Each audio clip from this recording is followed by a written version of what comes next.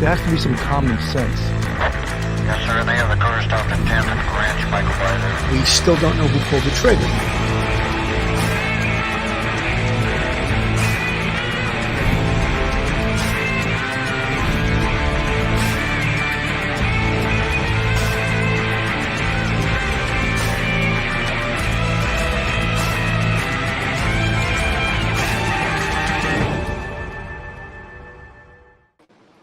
Hello, everyone, and welcome to Police Off the Cuff Real Crime Stories. I'm so excited about this show tonight. I'm retired NYPD Sergeant Bill Cannon, 27-year veteran, retired out of Manhattan North Homicide Squad. If you like police and real crime stories from a police perspective, you're in the right place. And tonight, you get to see a sergeant boss around chiefs. So it's gonna be pretty damn exciting. I can't believe I got these three guys, and thank God they're not in the same room because the egos would just hit each other and smack each other in the head, So they're in different locations. And at the top right, we got Edmund Hartnett, a 27-year veteran of the NYPD, left the department as a one-star chief. That's because he went on to bigger and better things. He became the police commissioner of Yonkers. Eddie, welcome to the show. Good evening, Bill. Chief, Joe, good evening. Good to be with you. You see, he's taking a little reverence toward the other chiefs here. It's unbelievable. Absolutely. They did so much more than you, Bill. The lower left is former chief of department, Louis Anemone. The press always described him as hard charging. People used a lot of adjectives to describe Chief Louis Anemone, but he was one of the architects of Comstat, one of the most probably prolific chiefs on the NYPD. I called him the guru of disorder control. Comstat, he was a street cop all the way. Chief Anemone, welcome to the show. Thanks, Billy. Thank you, Eddie. Great to have you here. And Good seeing you, boys. The bottom right, we have Chief Joe Fox, a 37-year veteran. I know he doesn't look that old. He retired as the chief of the transit police, and he's moved on to bigger and better things. He's actually a motivational coach, speaker. Every time you see him, he's around the city, visiting precincts, shaking hands, kissing babies. He's almost like a politician. So, folks, now that I've introduced the players here, oh, by the way, these guys have over 100 years of police experience. You never know by looking at how young these guys are. And in fact, Eddie Hartnett, I always said the only picture he has online is his communion picture, and that's what's on the screen right now. And That's the last time I combed my hair. That's right. He has the best hairdo here. Folks, what the format is, each one of these retired chiefs is getting 20 minutes to tell either their best war story or just their best story they have, or multiple stories. And Chief Joe Fox requested to go first. And since I didn't see anyone protesting that, I'm going to let him go first. By the way, folks, there's a $200 prize dinner at Spumoni Gardens. Hey, I'll let you lick your lips right there. For the winner, the best story voted by the people in the chat. And Angie Eng, one of our moderators, is going to count near the end when we take the vote here. So Chief Anemone and Commissioner Hartnett, I'm going to put you guys in the penalty box, and I'm going to give the floor to Chief Joe Fox. Hey, I can pull you guys out at any point, so don't worry.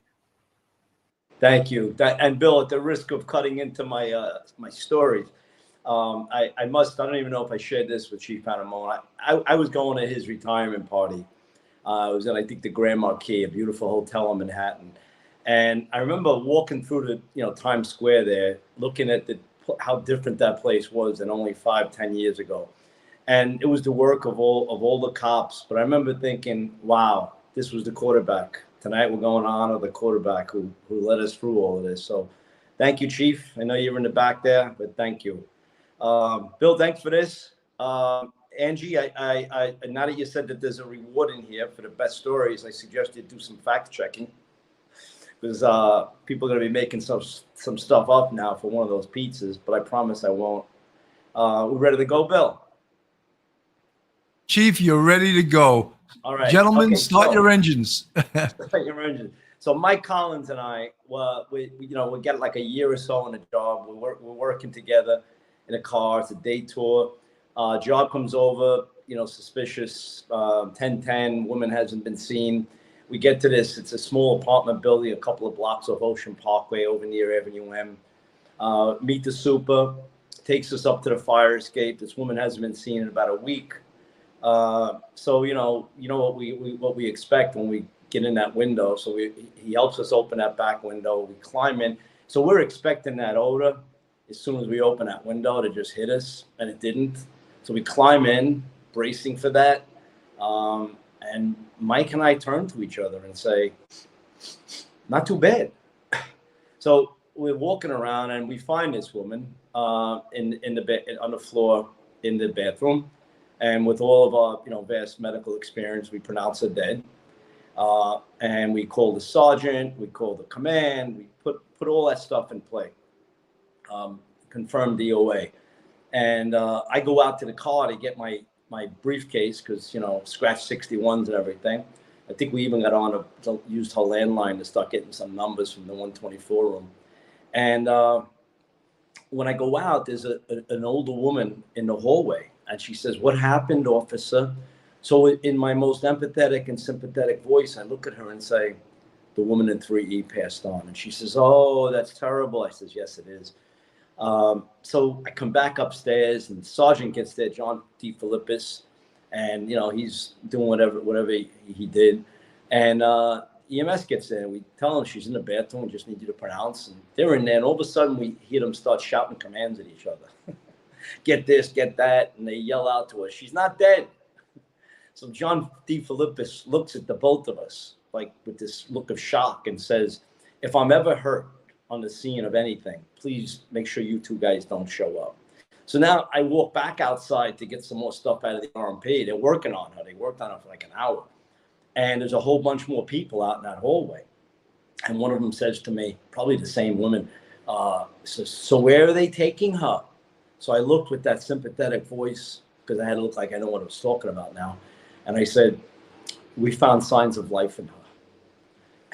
So the paramedics worked on her for about an hour, and this poor woman died. Mike and I leave. We feel like a laughing stocks of the command, and it's going all over. We get in our car in front, close the door, we're looking at each other, and just before we pull away, another sweet-looking older woman with a carriage, shopping carriage, she's halfway using as a walker, stops us and says, "Officers, what happened?" So with that empathetic, sympathetic voice, I say, "The woman in 3E passed on." And she says, "She was a no-good, rotten bitch, that one." And me and Mike just looked at her and put up the windows, and we laughed all the way from that job, in between every job that we went on for, I think, like the next month. Poor lady. We're not doctors. Another one is we're in anti-crime now. Me and Mike Collins and Jack Driscoll. And Chief, it's amazing how you can remember so vividly people that were working with you, the sergeant that responded to the scene. It's very impressive, but for people that had done police work, maybe we all do that. I don't know. I know Chief Anemone has an unbelievable memory. I can't attest to Eddie Hartnett. I'm not sure how his memory is, but I know Chief Anemone has a great memory. Well, Bill, they, as you know, they say like crime victims, you remember everything because it's traumatic. So I wouldn't say this was traumatic, but it's pretty memorable because I felt pretty stupid, and you remember a lot of the details. And so now we're coming out of the station house, and we hear the person on the switchboard shouting over to the desk, I'm calling 911. We got a man with a gun. So being active anti-crime cops, we say, "Whoa, don't call anybody. Give us that." So it's very detailed description of a guy who parked his car in front of a building on Caton Avenue, right near the task force. And really detailed description of the car, of him. Even it says he's inside the building. So we go there and we're sitting on this, and it's perfect. The car's right where they said it was. Now we're just waiting for this guy who we have like a picture of him in our head because the description was so detailed. And we weren't very patient, but this we gave time to him. We sat there for about an hour and 15 minutes. The guy comes out. So of course we don't jump right on him because in case the gun's in the car, we want possession, right? So we want him in the car. List of things not to do, by the way. So he gets in the car, we jump, get out of, drive up to him, pull up behind him, felony car stop. I'm on the driver's side, Mike and Jack on the passenger side. Police, police, police. Got our shields out, we're in plain clothes, but we're yelling, banging on the window, and this guy's just like he's not compliant. So he starts to put it in gear. So Mike takes the butt of his gun and breaks the passenger side window, like shatters it, reaches in, grabs the keys out. We take this guy out. And as soon as we get this guy out, he doesn't speak English. He's got some type of African accent. Our gut is telling us this guy's not a perp. He's been set up by like an ex-girlfriend or something. And we're tossing him, we're tossing the car, and every moment we have a worse feeling about this because we're coming up with nothing. And especially Jack and Mike, they just broke the window. So I go through his wallet and I pull out some of his stuff, and I look over at these two guys and I say, aha, just like I thought. And they both look up. They're like, thank God we found something. And I said, no photo on his license. So they both look at me like I'm an idiot. And we get this guy, we had him follow us into the precinct, and we helped him get the forms that he had to fill out to get money back from the city, which probably took him 3 years. And thinking of this as I'm telling this story, we were young cops, even though we were anti-crime. An older Joe Fox would have come up with a much better solution. We would have at least went to a body shop and got his window fixed that night. I guarantee it. So here, this poor guy went home, and we feel like we're doing the right thing because we're giving him a bunch of forms to go deal with the city. But what the serious note is, when Amadou Diallo happened, you remember that guy, African, who was Yes. killed, 41 shots? I thought of this guy right away because, as I remember, there was a language issue with him. There was a communication challenge, and he turned, and there were cops, and he didn't act like there were cops. Neither did this guy. And thank God this guy didn't do anything that made us think he was armed, because that was a big communication mix-up with the two of us, and all came out of it with a broken window. And this guy rode home with a breeze that night. Then another one that's popping up for me is I think it's a Saturday, and Mike and I are in our car, and we get a call of a burglary in progress. So it's around like the teens, some Albemarle, Beverly, and we go, no information, nothing, nobody has the complainant, and we see a guy that looks good to us walking on the street. We get out, we grab him, he's a junkie, we cuff him to a wrought iron fence, right? This is like on a Saturday morning. We cuff him to a wrought iron fence right next to a church. So we left him under the watch of God, and we just get back in our cars and go like down the block to go to the complainant. We interview the complainant. Our guy sounds good. We drive back. We grab him. We put him in the car. We go up. We got our plan. Mike is going to go inside because we don't want to be suggestive, right? So Mike is going to go inside with the witnesses, and I walk the guy outside with no handcuffs on, and it was him. So this is a good one for me of many. Thank God I have many of these, because moments where I find myself saying, what were these idiots thinking? As a boss, where something comes to you and you find yourself saying that, I try to catch myself and remember I was the idiot. And I was thinking the right thing, and I meant well, and I did some stupid things doing it. And I'm going to leave with this one. And this one, there's no laughs here, but this is one I'll never forget. It's actually the subject of the column I just wrote. I do a monthly column with the Rockaway Wave, and it's a week or two after 9/11, and I get a letter in my office. I'm the chief of Brooklyn South, and it's handwritten, and I'm thinking it's written by like a guy that's been knocked around, with cops, because the language is choppy, and he says, he writes in the letter, he used to think cops were out here to harass people all the time, and now he realizes what they do, because 23 died. So I run out of my office, I hold up the letter, and I tell my staff, we got to get this guy. We got to turn him. We got to finish the job that our 23 heroes started.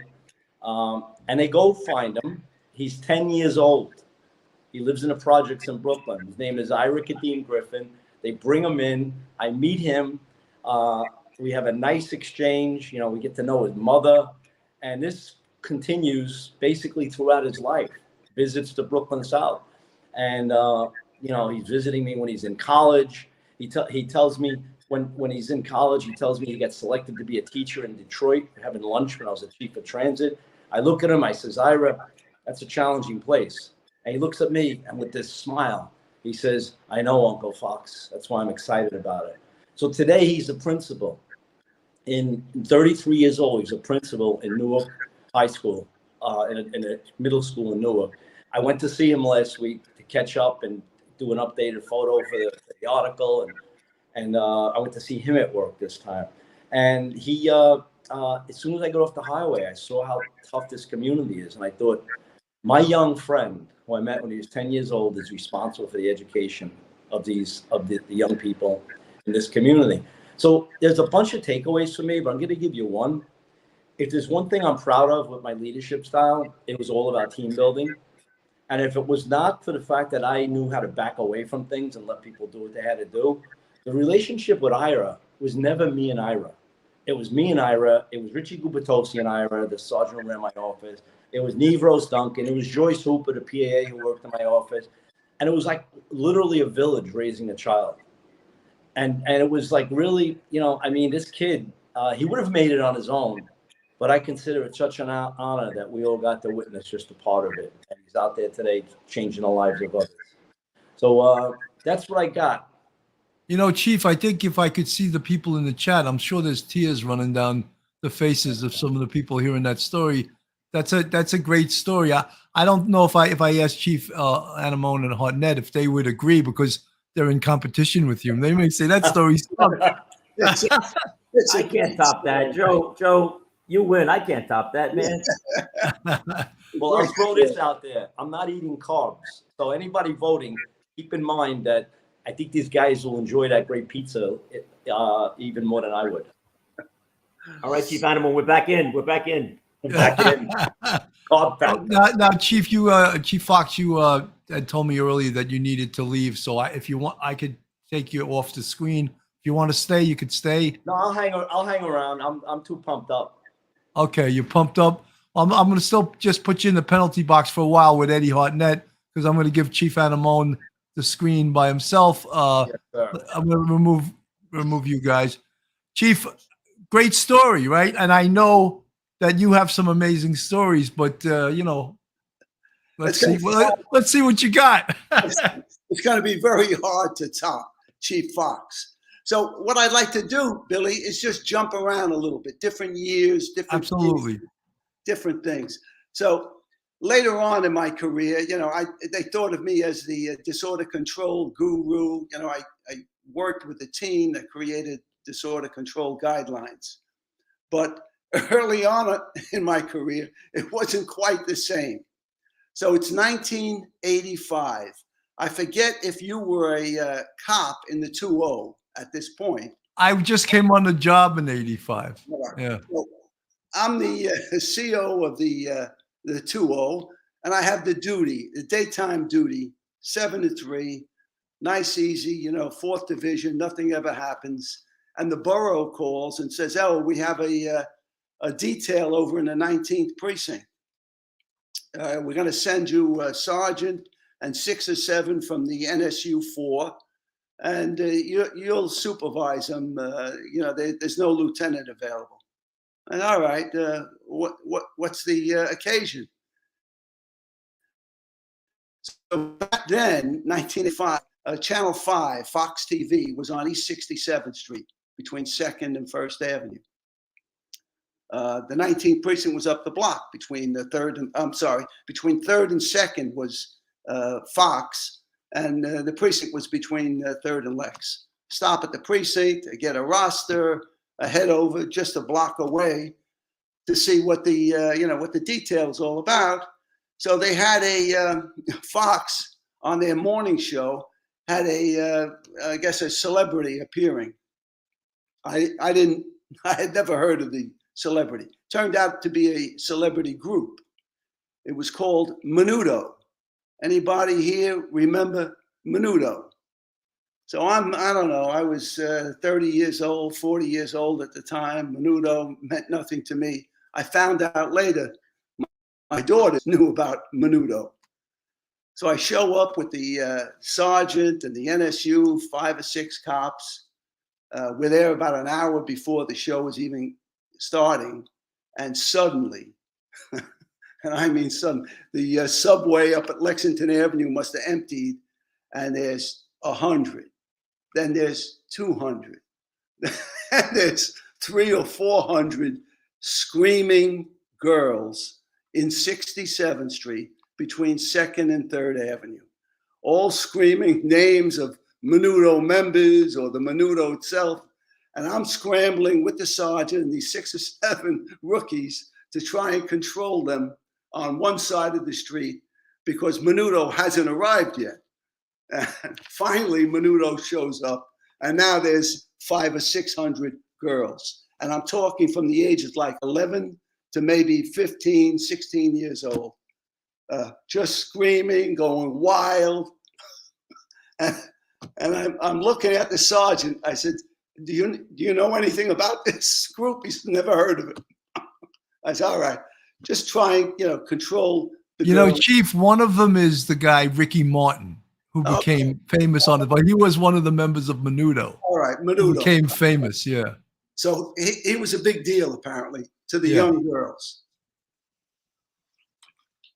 They pull up in their Cadillacs and with security details. And now there's a surge of these kids through the barriers, over the barriers. And I've got a wall of blue cops in front of the studio to hold them back and let these characters in. So they get in without too much effect. The girls stay. Now the show is on maybe an hour or so, maybe less. We're out in front. All right, now we're talking with the girls, calming everything down. Everyone's okay. They're on the other side of the street. And now it's time for Menudo to leave. And now all hell breaks loose. Billy, I learned a lot about disorder control on that day tour in the 19th precinct.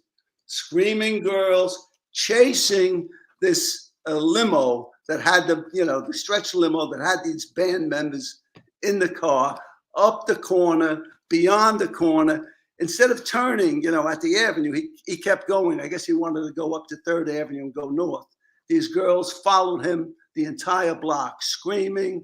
And, we're standing there looking at each other. I said, as long as no one got hurt, I guess this is a win for us. It sounds like 1963 with the Beatles when they came to Shea Stadium.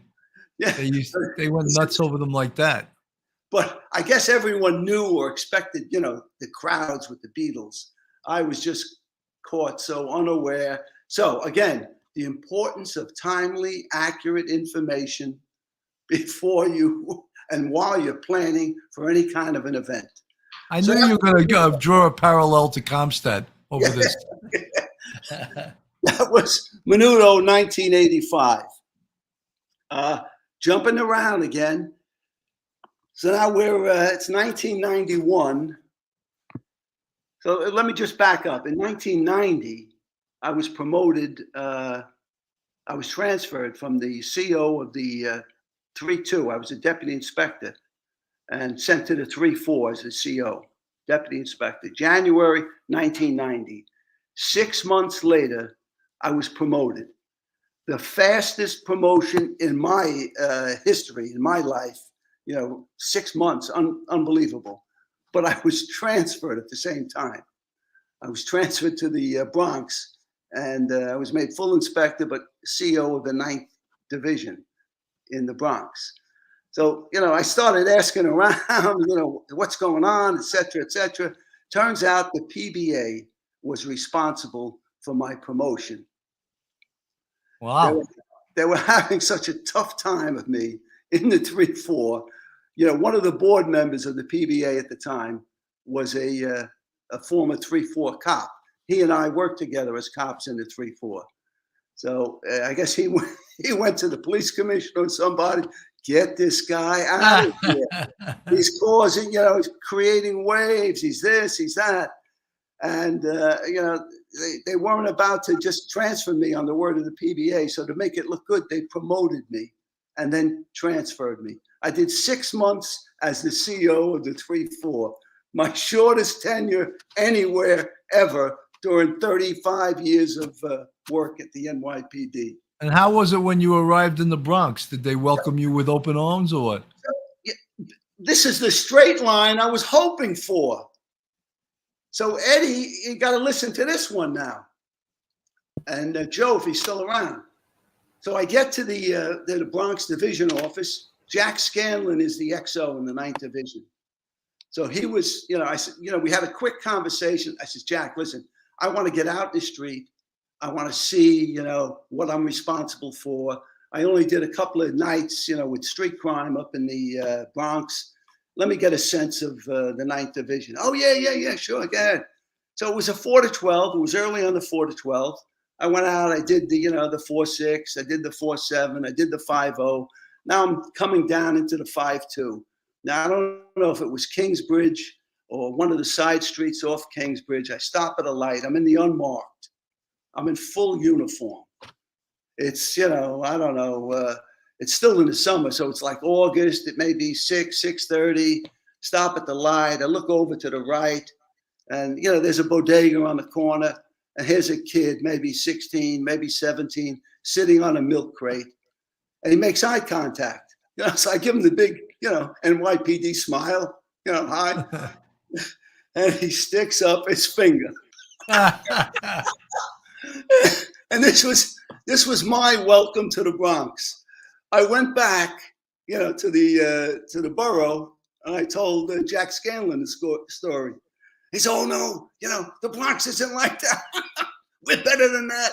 So the very next day we worked together. He took me around and showed me the Bronx Zoo, botanical gardens, the stadium. And I always thought that was my welcome to the Bronx story.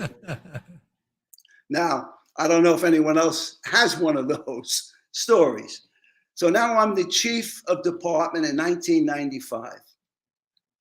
I was chief of patrol for 1 year, and I worked the St. Patrick's Day Parade in 94 as a chief of patrol. But we had a lot of demonstrations that year. There was a lot going on with groups that were banned from marching, et cetera, et cetera. I really never got anywhere near the cathedral. So 1995, the St. Patrick's Day Parade. I'm leading, the parade in uniform. And we stop in front of St. Patrick's Cathedral. I mentioned to a couple of detectives in Intel, Billy Villaverde and Jimmy Hughes. Jimmy, I think, was assigned to the Cardinal. I said, listen, when I get there, you guys show me how to, come up and introduce myself to the Cardinal O'Connor. Oh, yeah, sure. No problem. Just step off, step out of the line because the parade will wait. I said, oh, great. So I do that. I walk over. Sure enough, Billy and Jimmy are there. They bring me in close. I mean, I am close with the Cardinal. We shake hands. He gives me a smile. I give him a smile. A few, nice words to each other. And, I leave. I said, oh, this made my day. The best St. Patrick's Day parade ever. I go 2-3 blocks marching with the group, and here comes Villaverde. Comes up, interrupts now the parade, grabs me to the side.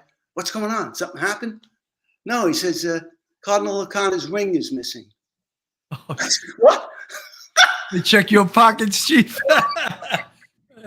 His ring is missing off his finger. He says, you were the last guy to shake hands with him. Can you believe this? That's a larceny statistic in that precinct. Can you believe this? I said, what are you, crazy? I didn't take his ring. So then I wanted to know whether this was some sort of an anti-Italian bias in the department. So, I was freaking crazy. Walk another couple of blocks. He comes back. He tells me, He found the ring in the folds of his garment or something. You know, it was a cold day. He had a couple of layers on. I think the cardinal may have had a couple of drinks too. Oh, this was early in the morning. I don't think anyone drinks at that time. Oh, God. The new chief of department stealing the Cardinals' ring. I can see the headlines now. Oh, God. So that's my funny stories. Those are great. Can we ask a couple of questions, Chief? Sure. Eddie, you got any questions of the chief? Well, I want to know if there was a complaint report done on that missing ring, but They told me Intel was handling it, Ed. case closed. In the Tipler file. Chief, when you see the department now and you see the way things are now, what are your thoughts? So, you know, what the audience should know is I'm teaching at John Jay, right? I'm teaching a master's course for NYPD executives, captains and above, who are working on their master's. So the NYPD does half of the funding, John Jay does the other half. So now this is my 4th or 5th year doing this, one term a year. Every fall term I do it, the one course, Critical Issues in Policing. So 5 years ago, I came up with the title. You know, to me, it sounds like it's as timely today as it was in 2018 when I started. But I'm struck, without mentioning any names, any students or something, I've had now, I don't know, 5 years, I guess 100. You know, there were about 20 in the class. 5 years of this, the lack of morale, the just they're disheartened, and it all has to do with the lack of support at the very, very top, whether it's at the mayor's level, the city council level, or the governor and the assembly and the Senate.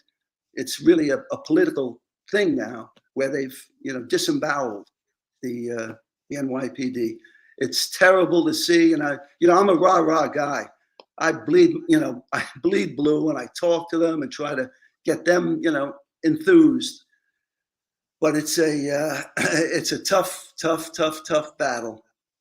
It breaks my heart. Listen, one of the other stories I was going to mention, I won't do it right now, but the idea that people have paid with their lives, people we know, people we worked with, for the general welfare of the city of New York. And to see all that was gained over the years, over these many years, just pissed away. It breaks my heart, but it's also a terrible threat and risk, for the city and for the cops that are working today. Chief, I don't think it's just NYPD. I think it's a national problem. I think policing was attacked on a national level. It's still being attacked. Yeah. And they've taken all the tools away that they need to do their job. I cringe when I see people 8 feet away from a cop videotaping him while he's trying to do his job. Why is that allowed? Yeah. Why? There should be a law against that. That is such bullshit that someone, what if they got in the face of a lawyer or a doctor? Or is that going to be permitted? I don't think so. Why are they allowed to do that to a cop? And people will say, oh, we want it to be, transparent. They got a goddamn body-worn video. Everyone's videotaping. No one should be allowed to stand 8 feet away from a cop and say, officer, what are you doing? Let me have your shield number. I'd like to slap every person I see do that. I swear to God.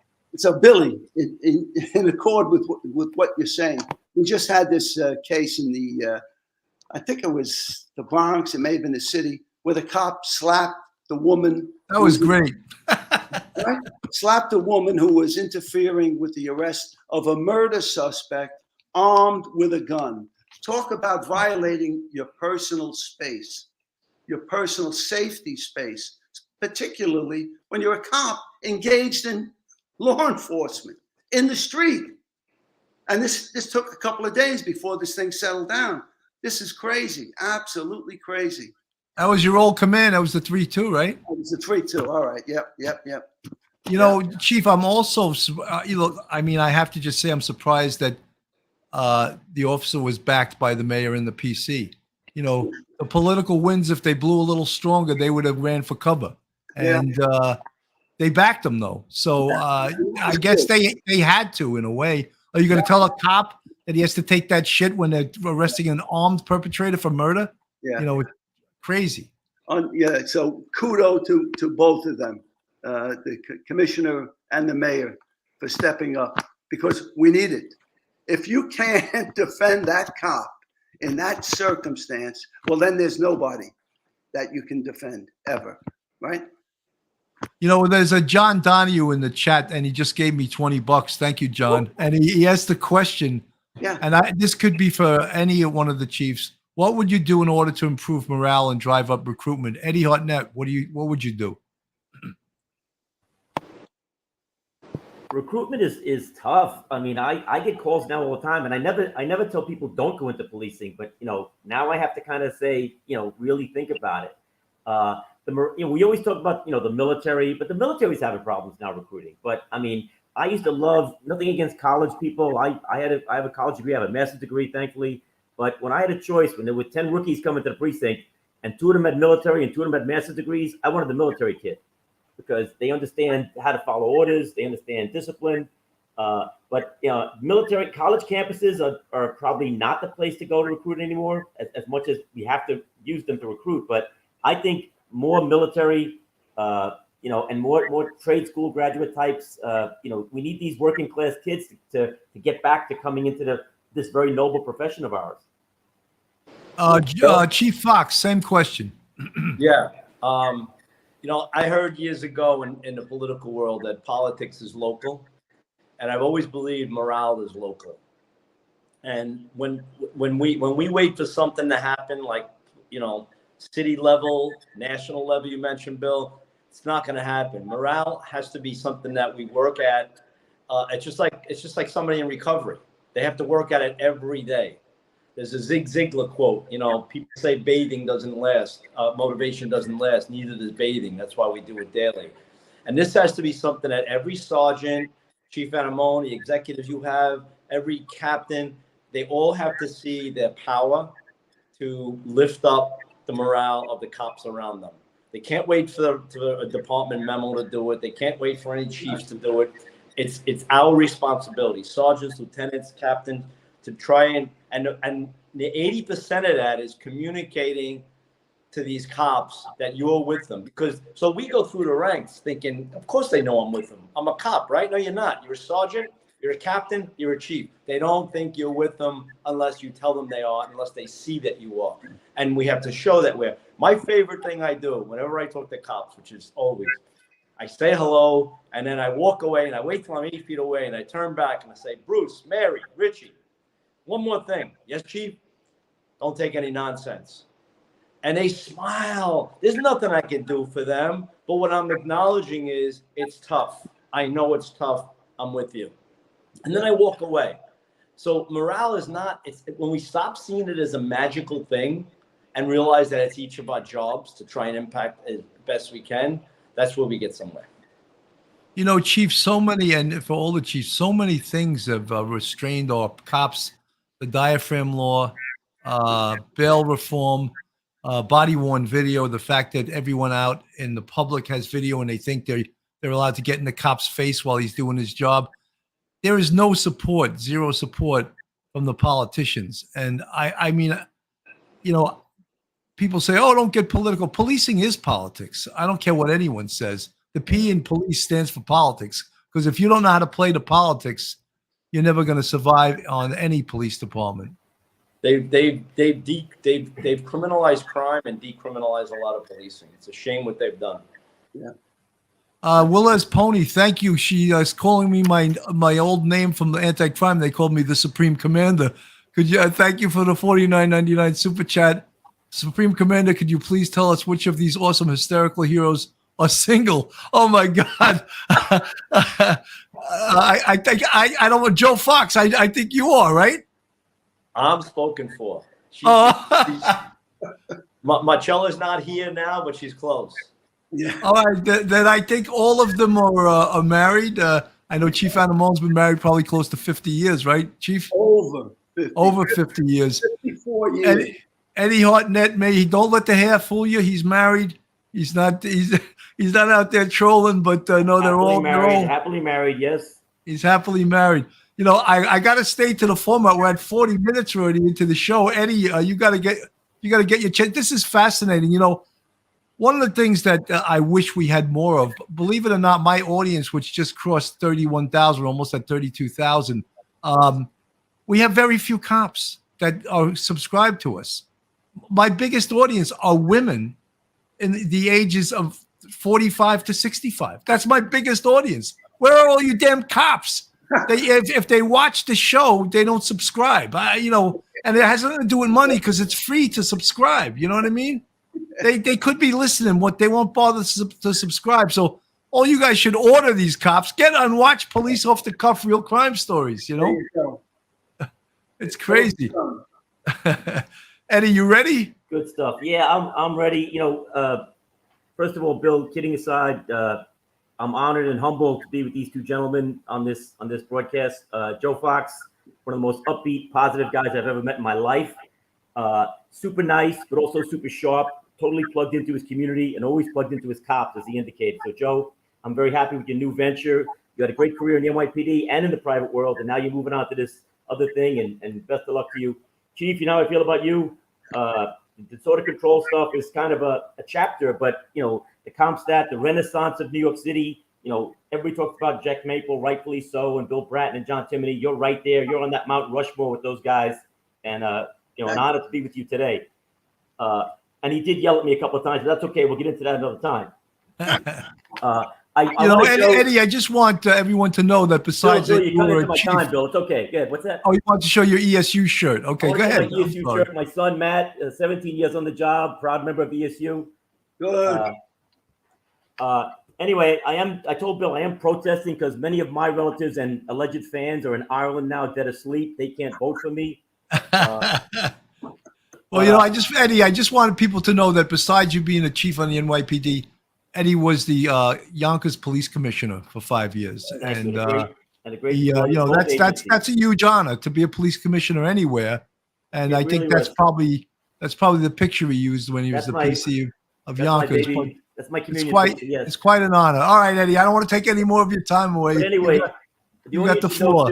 That Bill gave me this format 2 minutes before the broadcast started, so I jotted some notes down real quick. And a few of my stories, just like Chief Anemone, I'm going to jump around a little bit.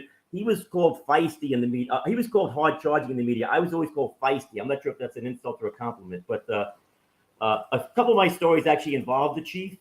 One of them, and the chief knows this story, I think. I call it bathroom CompStat.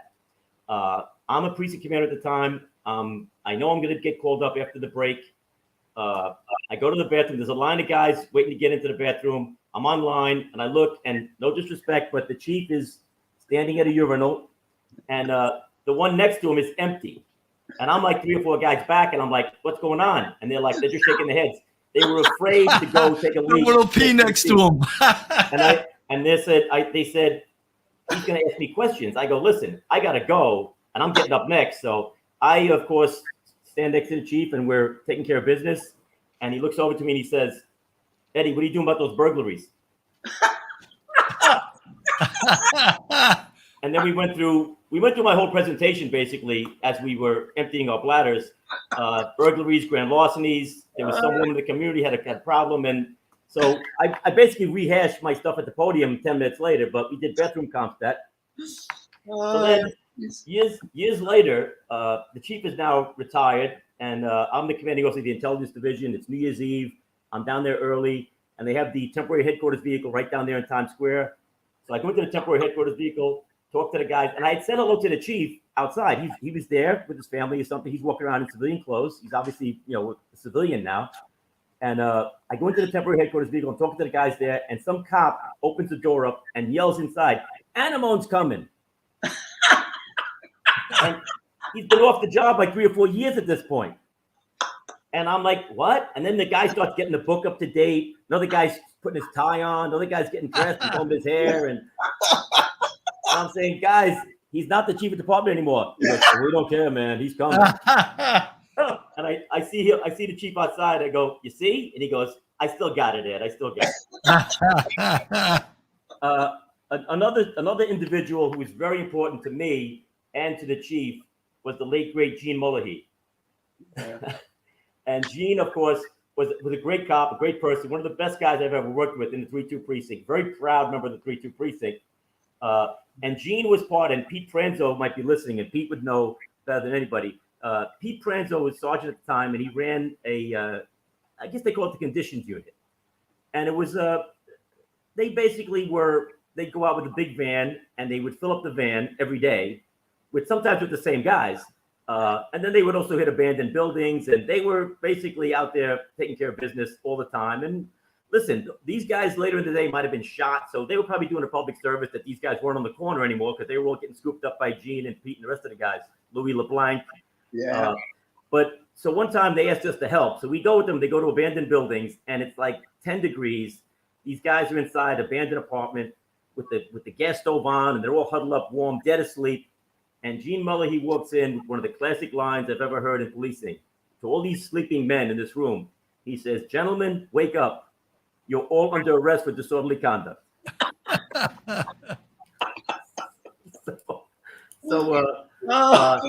Sadly, Gene passed, but his legacy lives on. His legacy definitely lives on. I have a kind of a menudo story, like the chief. Go ahead. The chief's not involved in this one. I have to not involve him in every story, but I was lieutenant and at a detail, and Nelson Mandela was coming to town. They had a stage set up right at like 125th, I think, at 7th Avenue, and I had a whole blockade set up and a bunch of cops. I was a lieutenant, I guess. And I was very impressed because I get to see Nelson Mandela, world figure and a freedom fighter, the whole bit. But a disturbance breaks out off to the side. So I see this fellow, and the cops are like trying to talk to this guy. And this guy is a little guy, African-American. He had steel teeth. He was dressed all in like purple velour. He was a tiny little guy. He had a big clock around his neck. And he was sipping a baby bottle filled with purple liquid, which of course I assumed was wine. So being a veteran Harlem officer, I thought maybe he was a local guy. And usually those guys who like to drink a lot of wine, they want to go direct traffic or something. So I don't know what this guy was doing. But then I see the young cops start freaking out. And they start having their picture taken with this guy.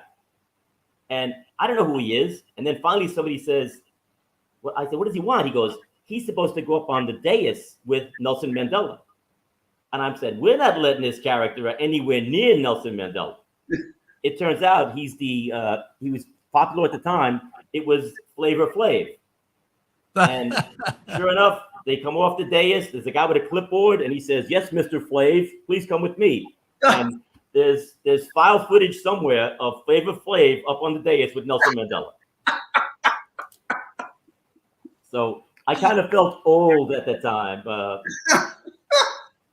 But another quick story, again, just kind of stream of consciousness here, just throwing stuff out. I don't want to run out of time, but when I got to the 5-2 precinct as a rookie cop in NSU, I'm in the locker room. Guys wouldn't talk to you. And so I'm in my underwear. This guy's in my underwear. And he comes over and he says, "Hey, we heard all you guys that are just coming on the job have college." He says, "You got college?" But the way he said it, he made it sound like it was an ailment, like or a disease, like or a rash. Like, "You got college?" And then he brought some other guy over in his underwear. "You got college? This guy got college? You got college?" So I'm like, "Hey guys, yeah, I got college." And they're like, "Yeah, but you're in the same locker room with us now, aren't you?" So they were not necessarily enamored of the college man in the locker room, but they got used to me. We're good on time, Bill. I don't want to. Yeah, no, Eddie, you're good. You're good. In fact, I'll even give everyone another couple of minutes so that the people can remember you before they vote. Okay. But again, my protest has been filed with Patreon. Yeah, I know. I just want to mention we have Lieutenant Peter Pranzo, an all-time 3-2 lieutenant. He has a book called The Harlem Raiders. Lieutenant Pete, I always want to mention you. You're a great American hero. Thank you for the $10 super chat. I also like when you give me money. But folks, this is Police Off the Cuff, Real Crime Stories. If you're not subscribed, go on our YouTube, hit that subscribe button, ring the bell, give us a thumbs up. If you want to contribute to us, we have a Patreon with 3 different levels. We also have a YouTube channel members, we have 108 people already. That it's growing and growing, our family. You see the folks in the with the green font in the chat, they're part of our YouTube family.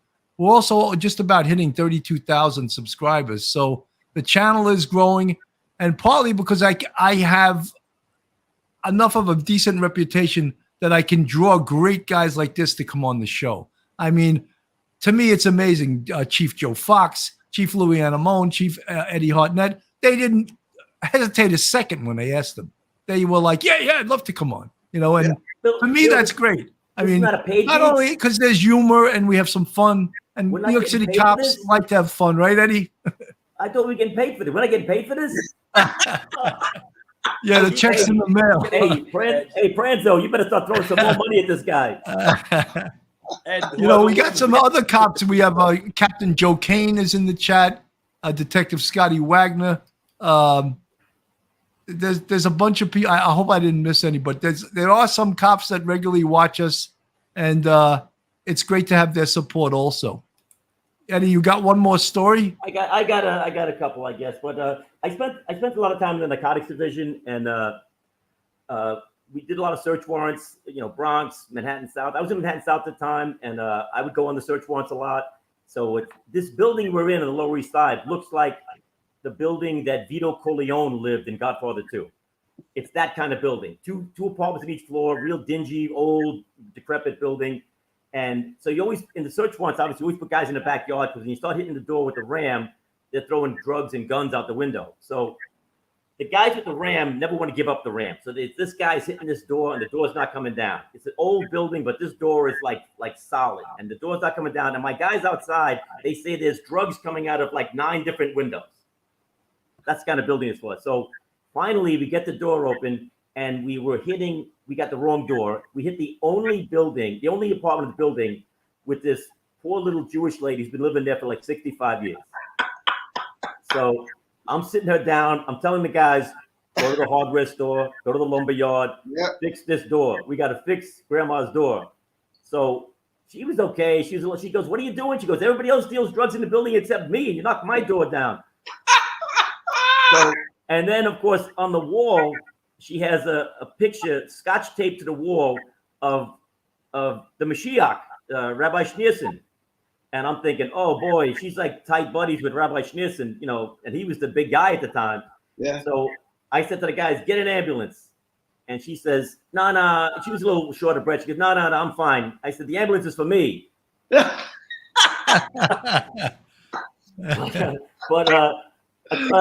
a quick Yonkers story, and it's kind of a cool story, I think. I get to Yonkers, and again, great cops, great department. I loved every minute I was there. When I got there, we had to fix and repair some relationships in the community, especially with the African American community. So there was a reverend in the community, and he was not highly regarded. He had a thing he invited me to come to speak in the church basement, and wasn't a reputable guy, but I wasn't going to back down. So I said, I'm going to go. I'll speak. And then I even said, not that I'm a tough guy, but I said, you know what? I'm not going to go to big entourage. I'll go by myself. So I go by. I told people where I was in case I got kidnapped, but I go by myself, and I'm up there, and I'm doing okay. I'm at the podium. Listen, I was at the podium with this man talking to me, so I could take anything from these podiums.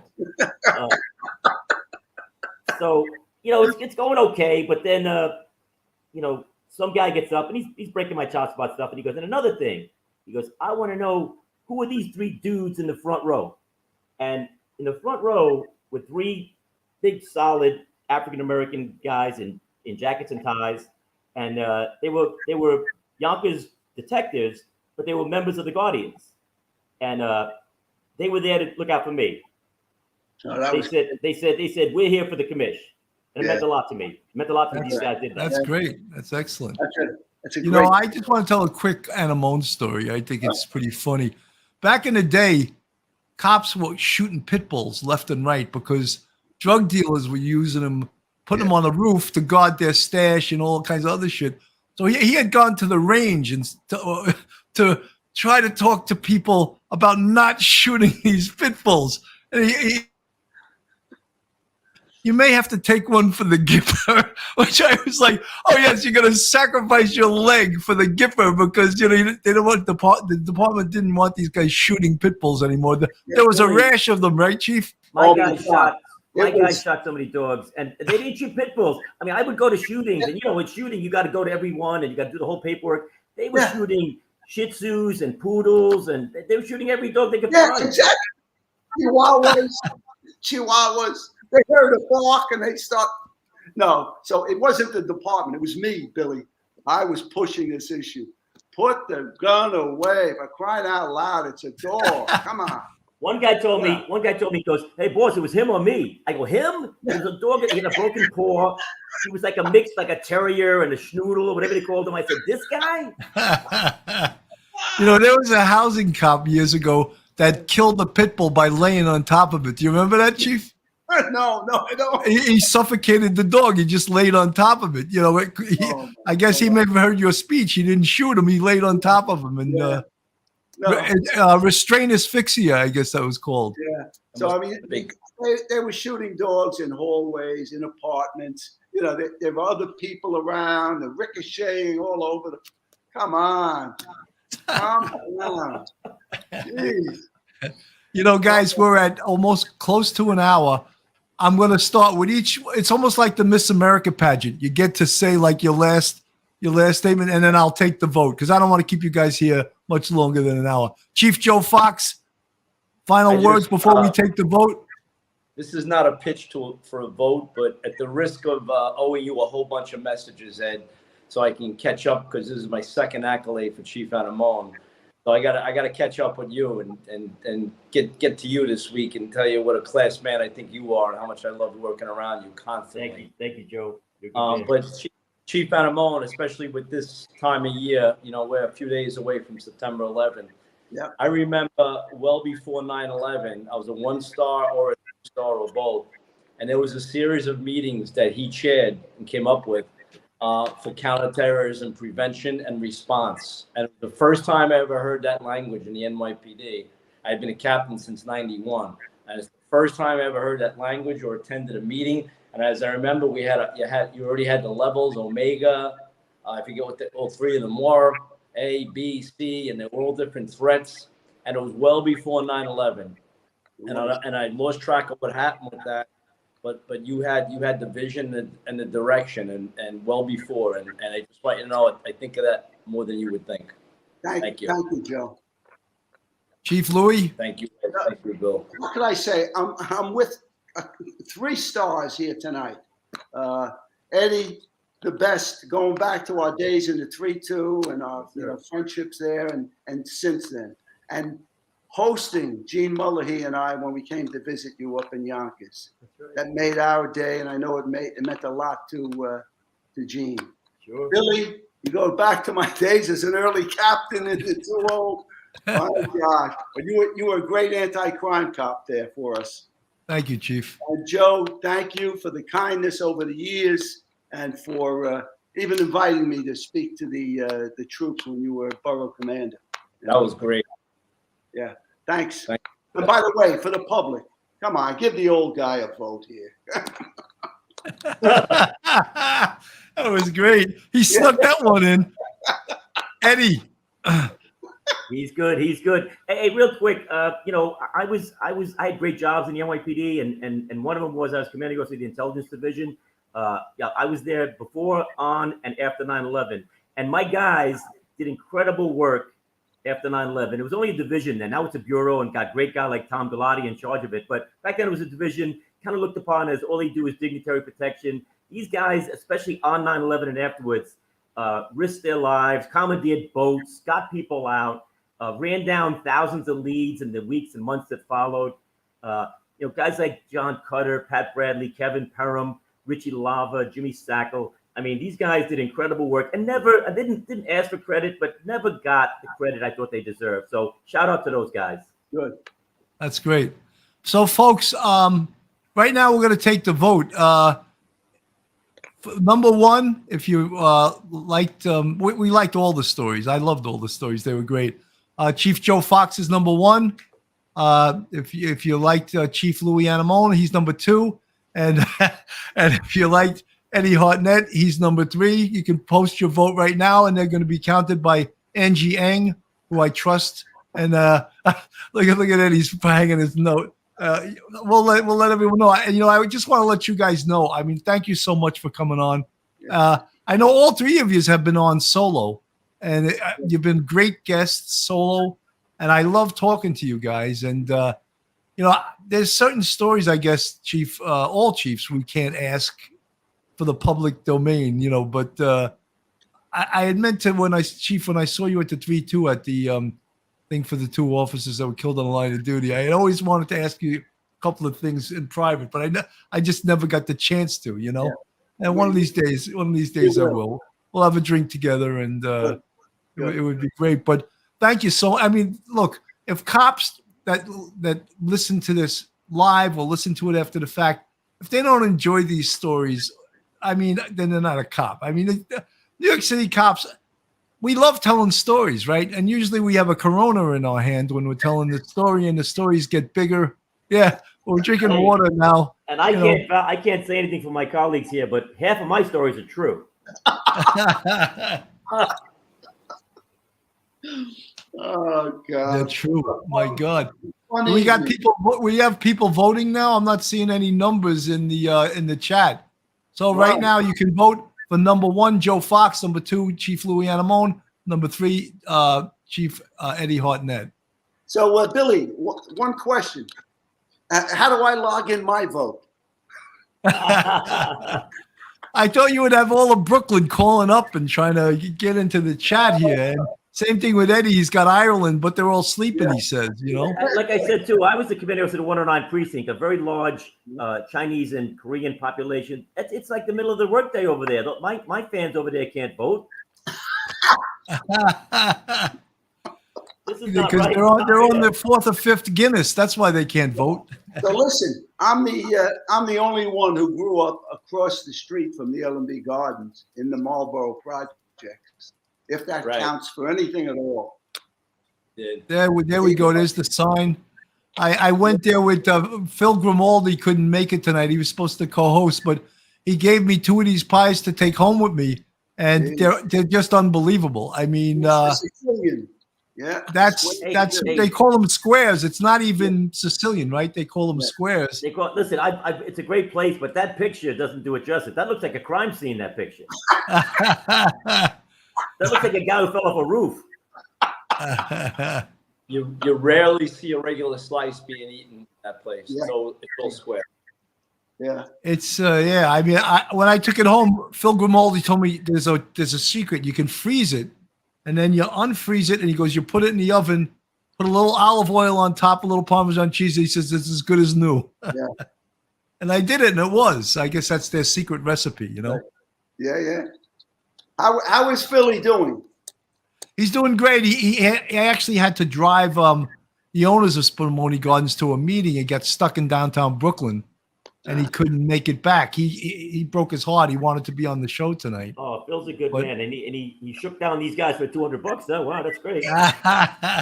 That's right. That's whoever wins, you're gonna have to see Phil for either the gift card, or you just go there and say, hey, I won the police off the cuffs contest. Did they suspend the vote count here? What's going on? Are the machines not working, or Someone said Dom to yield PSO 1995 Chief Anemone shows up in the 115 during Dominican Day Parade riot. 6 hours of chaos under Chief Gertrude.